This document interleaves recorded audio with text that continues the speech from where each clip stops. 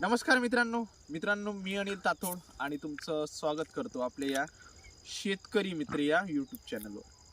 मित्रांनो, काल आपण एक थ्रिप्सच्या बाबतीत एक व्हिडिओ केला। सध्या आता आपण त्यामध्ये सांगितलं की सध्या आता जो उन्हाचा चटका आहे हा आता वाढायला सुरुवात झालेली आहे। वातावरणात बदल होत आहेत आणि या बदलत्या वातावरणाचा आपल्या कांदा पिकाला फटका बसू नये यासाठी आपण काल थ्रिप्ससाठी वेगळ्या फवारण्या आणि कांद्याच्या वेगळ्या स्टेजेसमध्ये कुठकुठले थ्रिप्सवर आपण मित्रांनो कोणते कीटकनाशक वापरले पाहिजे या संबंधी माहिती आपण कालच्या व्हिडिओमध्ये दिलेली आहे। आता बघा, आज जेव्हा मी मोबाईल चालत असताना काही फोटोज मला मागच्या वर्षीचे दिसले। बघा, मागच्या वर्षीच आपल्या हरभऱ्याच्या प्लॉटच्या शेजारी आपल्या शेजाऱ्यांचा शेतीचा एक प्लॉट आहे आणि त्यामध्ये ते पण जसं आपण कांद्याची लागवड करत असतो त्याप्रमाणे ते पण मागील 10 ते 12 वर्षापासून त्याच क्षेत्रामध्ये कांद्याची लागवड करत असत। मागच्या वर्षी मित्रांनो थोडीशी त्यांनी उशिरा कांद्याची पेरणी केली। कांद्याची पेरणी केल्यानंतर 2 महिन्यापर्यंत त्यांचा प्लॉट अगदी छान राहिला, हिरवागार हा प्लॉट होता।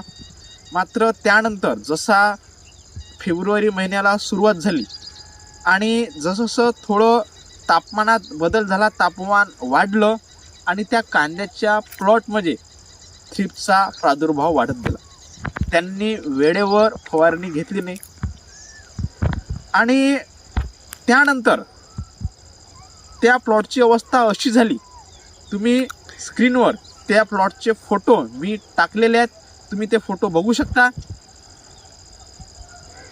आणि अक्षरशः मित्रांनो तो प्लॉट उद्ध्वस्त झाला। तुम्ही ते फोटो पाहून तुम्ही एक अंदाज लावू शकता। याच्यापेक्षाही वाईट अवस्था त्या कांद्या प्लॉटची झाली होती। त्यानंतर त्या शेतकऱ्यांनी त्याच्यावर वेगळ्या फवारण्या घेतल्या। जंपसारखं, पोलीससारखं जे आहे कीटकनाशक त्यांनी त्या प्लॉटवर फवारणी केली। मात्र एखादी गोष्ट मित्रांनो बघा, त्याच्या उच्च अवस्थेत असताना आपण मग काही केलं तरी मित्रांनो त्याचा आपल्याला फरक दिसत नाही, त्यामुळे काहीच फायदा हा होत नाही। म्हणून थ्रिप्स आलेले असताना तुमच्या कांद्याच्या प्लॉटवर मित्रांनो एक 2-3 थ्रिप्स हे नॉर्मल असतात, त्यावेळी काही फवारणी घ्यायची गरज नाही। पण तुमच्या प्लॉटवर जर तुम्हाला दिसले की 5 थ्रिप्स आहेत, 10 थ्रिप्स आहेत, तर तुम्ही आपण कालच्याच व्हिडिओमध्ये सांगितलं आहे की कोणत्या स्टेजेसमध्ये कुठली फवारणी घ्यायला पाहिजे, कोणतं कीटकनाशक हे घ्यायला पाहिजे, त्या हिशोबाने तुम्ही कांद्याची फवारणी घ्या आणि या थ्रिप्सचा वेळेवरच बंदोबस्त करा। अन्यथा मित्रांनो तुम्हाला कळणारही नाही की आपला कांद्याचा प्लॉट कधी थ्रिप्सच्या विळख्यात हा जाणार।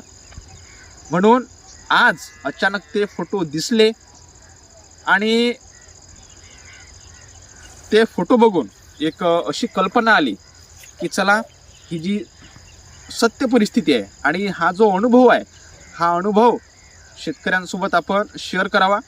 मित्रांनो, बऱ्याचदा काय होते की आपण पाहतो की अरे काही जास्त नाही, थ्रिप्स 5 आहेत, 10 आहेत, 1 दिवसानं काढू, 2 दिवसानं काढू, मग आपल्याला काही प्रॉब्लेम येत जातात आणि आपला ती फवारणी लेट होऊन जाते आणि या 2-4 दिवसाच्या मित्रांनो अशा या गॅपमध्ये असा मित्रांनो एक 7-8 दिवसांचा गॅप होऊन जातो आणि आपलं मोठं नुकसान हे झालेलं असते।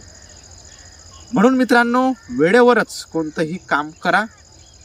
वेळेवरच जर आपण योग्य फवारणी केली, योग्य जर त्याचं नियोजन केलं तर आपण प्रत्येक आपल्या कोणतंही मित्रांनो पीक असो, ते कांदा असो की वेगळे कोणतंही पीक असो, त्याच्यावर ज्या ह्या येणाऱ्या ज्या समस्या आहेत याच्यापासून आपण दूर राहू आणि आपल्याला एक चांगलं उत्पादन मिळेल।